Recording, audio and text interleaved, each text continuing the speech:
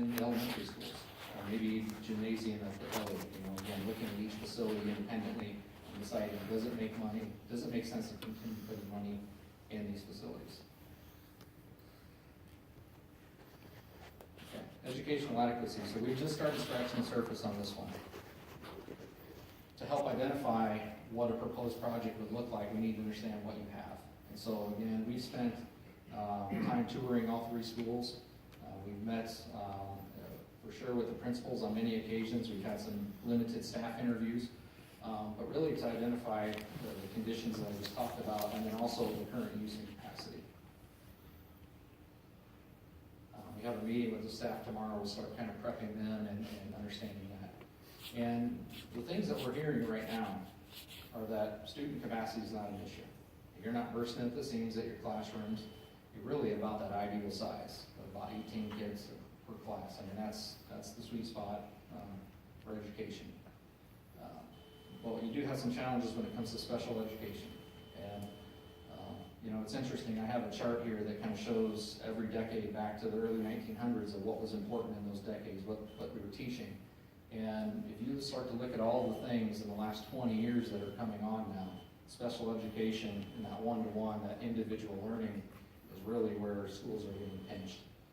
And I think a great example of that is if you go to Lewis and you go to the old locker room, that's a classroom now. So special ed back in there, that's kind of an interesting space. How do we adapt to 21st century learning? I mean, the staff today are actually preparing students for jobs that don't even exist. It's kind of weird to think about, but that's how quickly things are turning. So how do we keep technology up to speed? How do we keep the learning environment optimized? Obviously, the inefficiency of having two campuses with staff traveling, all the reasons that Aaron outlined. And collaboration, and that's one of the biggest things coming out. It's not only from the staff point of view, but students too. When you've got staff and students spread across multiple buildings, and then ultimately they're coming here, how do you keep all the staff in the know about students so they don't slip through the cracks? That's really important.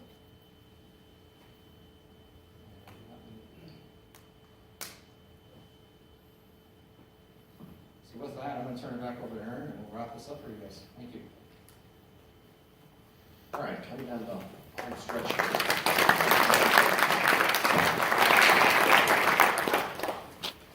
Why now?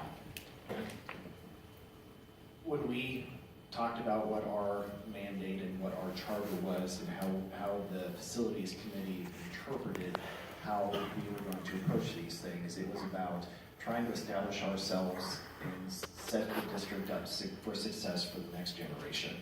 So right now, why now? We're kind of at the point where necessity is intersecting with opportunity. We have these three different plans that we've looked at, and we're at a point where times have changed. This is not the same district.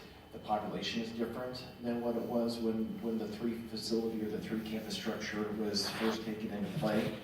The financial structure, not only for the district, but how the state interprets it and how the mandates that we're working under is different than what it was a generation ago. And Trevor was spending some time talking about how education is done has changed than where it was when these facilities were originally put into play. And again, our concept is trying to come up with what sets us up for success in the future. What is a forward-looking vision for us that also gives us the opportunity to be successful not only from an educational standpoint, but from a financial standpoint for the district. And we're looking at $6,400 per student. Whether enrollment goes up or down, those are real numbers that we have to take a look at. And looking at numbers on all sides of things, looking at how the operational cost will change not only under these three different scenarios, but also trying to set us up for flexibility in the future.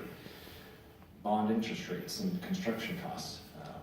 I guess as far as what my day job is, I think rates are good.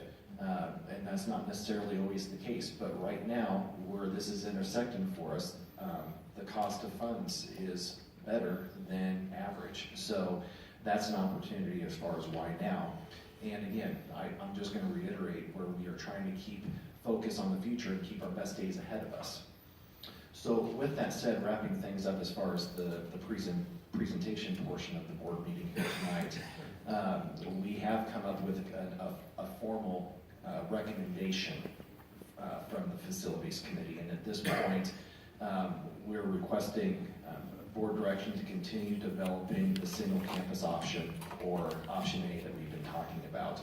When we go through the criteria, option A is the one that best meets all the requirements that we've looked at and that we were charged with assessing. Option A gives us the best educational opportunity for our students going forward, and it prepares us to be a district that is viable for future generations.